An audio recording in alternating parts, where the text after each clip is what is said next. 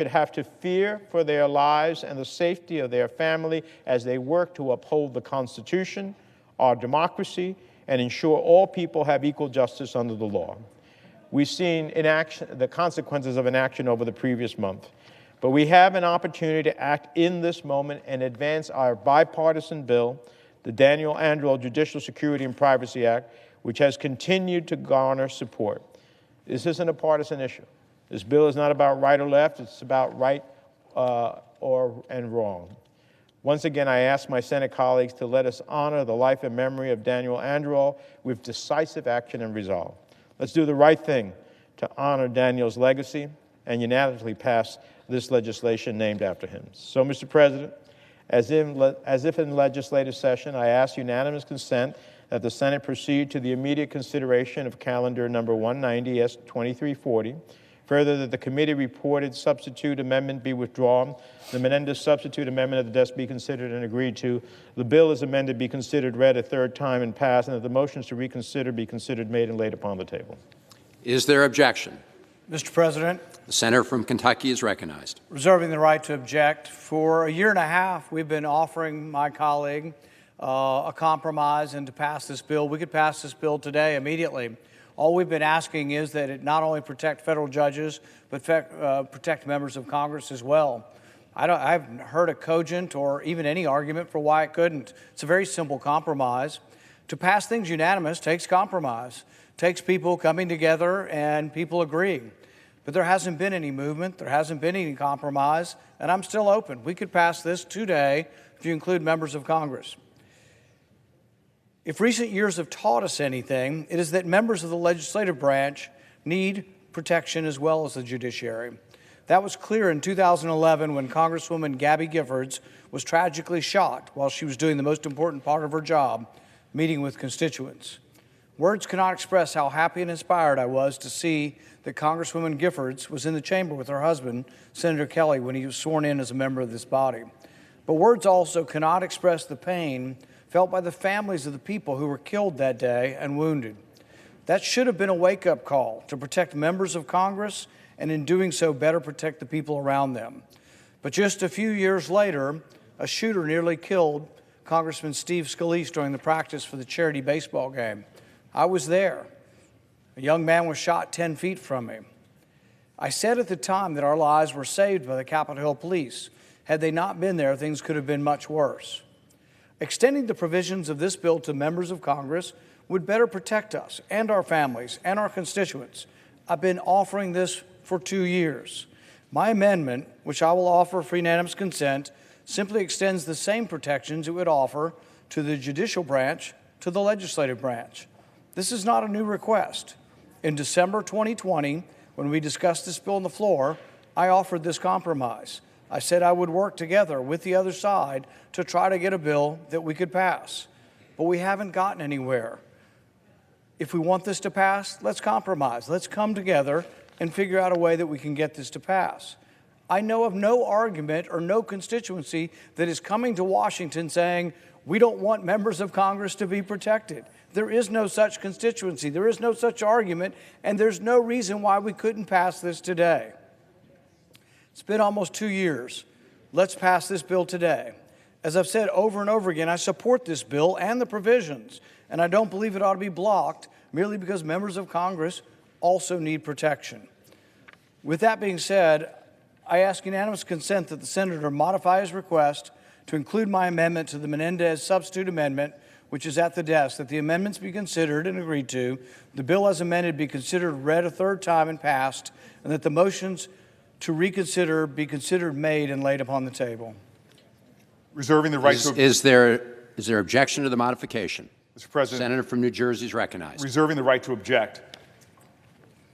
I think the points that the senator from Kentucky is making, Mr. President, are worthy. We are facing a reality right now where there are lots of threats that are increasing against public officials all around our country, and I understand that.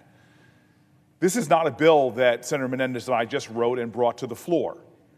This is a bill that we worked through the committee process. It was a long and arduous process that was done in a bipartisan manner. And during the discussion that the committee had, the point that the senator from Kentucky brought up was brought up as well. There is a real concern about the safety and security of members of this body. But with the understanding and the commitment that there would be a bipartisan effort to work on this issue, every senator in the Judiciary Committee said we should let this go right now. This bill has been vetted, worked over in a bipartisan manner, is ready to pass. Threats on the federal judiciary have gone up 500%. And I'll grant you, threats on members of Congress have doubled. But the threats on the federal judiciary are rising, and we saw that in the case of Judge Kavanaugh. And this body thought it enough not to hold up the protection of Supreme Court justices to protect the 535 of us. We passed a bill to protect Supreme Court justices.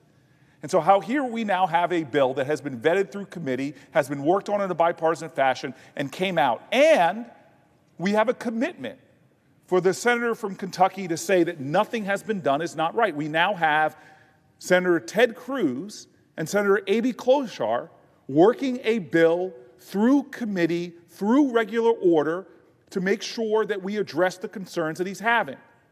But this is my concern. Threats on the judiciary have gone up significantly higher than this body. And to grind this bill to a halt right now puts at risk members of the judiciary when we have the power in this body to protect our brothers and sisters in that branch of government. Why would we stop when there is goodwill in the Judiciary Committee to work on the concerns? There are two people committed to this bill and verbal commitments from everyone. So to stop this today creates a window of vulnerability that we know is real because we just saw a threat on a Supreme Court justice. And so for the sake of mercy, for the sake of caution, for the sake of the protection of people in the federal judiciary, let's pass this bill, and I commit myself to joining with Senator Ted Cruz, to joining with Senator Amy Klobuchar, to joining with Chairman Durbin and Ranking Member Grassley, who've also spoken to their willingness to work a bill through regular order. That's what we should be doing. Our job as senators, if anything, first and foremost, is to protect the lives of American citizens. We have a bill that is widely bipartisan, that is proven to be urgent, a bill with the name of a young man that was slaughtered in his home. To hold this bill up is cruel. It is creating risk and jeopardy to people who serve in the judiciary. It is wrong. It is wrong. It is wrong. I ask my colleague with all humility and with all compassion and empathy to please let this go. I commit to him that I will fight and work with the bipartisan coalition that is working on ways to protect people in this body. I yield. Is there objection to the modification? Reserving the right to object for all the reasons that Senator Booker just mentioned, and with an equal commitment to Senator Paul to work with Senator Klobuchar, Senator Cruz, who are working on a bill to protect members. We'll look to advocate for the senator's language to be included in that legislation. The senator could have done this on the Supreme Court judges, but he didn't. At this point, I'll have to object. Is there objection to the original request? Reserving the right to object. The senator from Kentucky is recognized. Mr. President, reserving the right to object. We've been trying for a year and a half. Our staff has offered to meet with the opposition staff. We've not had one meeting. They have not accepted a meeting, much less a compromise. A year and a half. This could pass today with simply accepting this. A promise to do it at a later date when we've waited a year and a half. A year and a half went by because no one would meet with us. We've not had one meeting. We have offered to meet with the staffs of both of the authors of this, and we have not been granted a meeting. There's been no discussion of this between staff, no discussion of a compromise. We would take a compromise. I don't understand. There has been no argument made today why Congress couldn't be added to this bill. They could have added this bill or talked to us over the year and a half. No one's talked to us other than to come for the public theater. No one has tried to get this thing passed. I object. Mr. President. The objection is heard. I know the hour is late. The senior senator from New Jersey is recognized. I am unaware of any such request, and I'm unaware of us not being willing. Of course we're willing. As a matter of fact, Judge Salas is here and tried to see you, Senator Paul, to make her case. You wouldn't give her the time of day. I know that, again, the hour is late. May I be recognized? Senator from New Jersey is recognized. I feel the same way. I literally turned to my staff. Has Senator Paul's staff reached out to us at all? That's not the case. And to characterize us as the opposition, we're not in opposition to his bill. We're trying to protect federal judges, as is the unanimous vote of the Judiciary Committee. And so this is very frustrating that we didn't stop the Supreme Court judges. He had no objection to that. But for some reason, other members of the judiciary, I just find that problematic. I'm willing to meet with him. I'm not in opposition to his bill. The meeting that should be had, I will do it, but with the two sponsors of a bill to protect the United States Senate. But to hold up the protection of other fellow citizens because we're not getting protection, to me, does not mark the nobility of this body and the self-sacrifice of this body. I yield the floor. Mr. President, The majority leader is recognized. I yield back all time on the motion to discharge. All time is yielded back. The question is on the motion to discharge. The yeas and nays have been previously ordered. The clerk will call the roll. Ms. Baldwin, Mr. Barrasso.